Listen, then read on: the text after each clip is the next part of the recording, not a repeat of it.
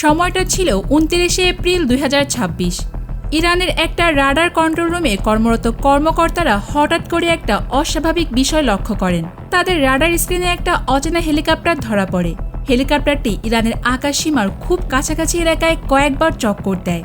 কিছুক্ষণ ওই এলাকায় ঘোরাঘুরি করার পর আবারও সেখান থেকে চলে যায়। শুরু থেকেই পুরো বিষয়টা কিছুটা অস্বাভাবিক মনে হচ্ছিল, কারণ সাধারণ অবস্থায় কোনো সামরিক হেলিকপ্টার একটা নির্দিষ্ট এলাকায় বারবার চক্কর দিয়ে আবারও চলে যায় না। রাডারে দেখা যায় হেলিকপ্টারটি ছিল ব্ল্যাক হক ধরনের। ইরান খুব ভালো করেই জানত এই ধরনের অত্যাধুনিক যুদ্ধ হেলিকপ্টার মূলত আমেরিকা এবং ইসরায়েলের কাছেই রয়েছে। কিন্তু সেই দিন তারা ঠিক কী কারণে ওই এলাকায় এসেছিল তা রাডার কন্ট্রোল রুমে থাকা কর্মকর্তারা বুঝতে পারেননি। হেলিকপ্টারটি চলে যাওয়ার পরই বিষয়টি নিয়ে আলোচনা চলতে থাকে।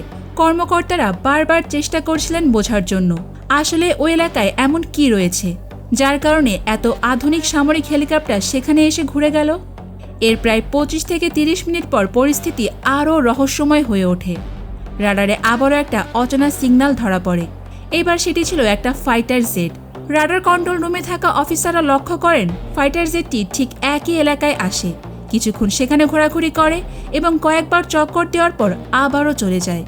এবার কর্মকর্তাদের সন্দেহ আরও বেড়ে যায়, কারণ প্রথমে যুদ্ধ হেলিকপ্টার এবং কিছুক্ষণ পর একটা ফাইটার জেট এই এলাকায় এসে ঘুরে গেছে। তাই বিষয়টাকে কোনোভাবেই সাধারণ ঘটনা বলে মনে হচ্ছিল না। এলাকাটি ছিল ইরানের সমুদ্র সীমার বাইরে আন্তর্জাতিক জলসীমার একটা অংশ, অর্থাৎ এটি সরাসরি ইরানের ভেতরের এলাকা ছিল না। কিন্তু ইরানের খুব কাছাকাছি হওয়ায় বিষয়টিকে গুরুত্বের সঙ্গেই দেখা হয়। কিছুক্ষণ পর ইরানি কর্মকর্তারা সিদ্ধান্ত নেন সেখানে একটা নজরদারি ড্রোন পাঠানো হবে। এটি ছিল মূলত আবাবিল 4 সিরিজের একটি ড্রোন।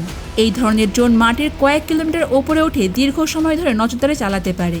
ড্রোনটি এলাকায় পৌঁছানোর পর যে তথ্য আসে তা রাডার কন্ট্রোল রুমে থাকা সবাইকে পুরো অবাক করে দেয়। ড্রোনের ক্যামেরায় দেখা যায় ইরানের জলসীমার কাছাকাছি একটা ইরানি পণ্যবাহী জাহাজকে থামিয়ে রাখা হয়েছে। জাহাজটির পাশে দুটো অচেনা সামরিক যুদ্ধ জাহাজও অবস্থান করছিল। প্রাথমিকভাবে কর্মকর্তারা বুঝতে পারেন এটি একটা ইরানি পতাকাবাহী বাণিজ্যিক জাহাজ। এই তথ্য পাওয়ার পরপরই তো ইরানি কর্মকর্তারা দ্রুত জাহাজটির সঙ্গে যোগাযোগ করার চেষ্টা করেন। কিন্তু সমস্যা দেখা দেয় জাহাজটির ট্রান্সপন্ডার বন্ধ থাকার কারণে। ফলে সরাসরি যোগাযোগ স্থাপন করা সম্ভব হচ্ছিল না। বারবার চেষ্টা করেও তারা কোনো সাড়া পাননি। এরপর ইরানের পক্ষ থেকে সেখানে অবস্থান করা সামরিক যুদ্ধজাহাজগুলোর সঙ্গে যোগাযোগ করার চেষ্টা করা হয়। তাদেরকে জানানো হয় যে পণ্যবাহী জাহাজটি আটকে রাখা হয়েছে সেটিকে ছেড়ে দেওয়া উচিত, কারণ ঘটনাটি আন্তর্জাতিক জলসীমায় ঘটেছে এবং জাহাজটি ইরানের পতাকাবাহী একটা বাণিজ্যিক জাহাজ।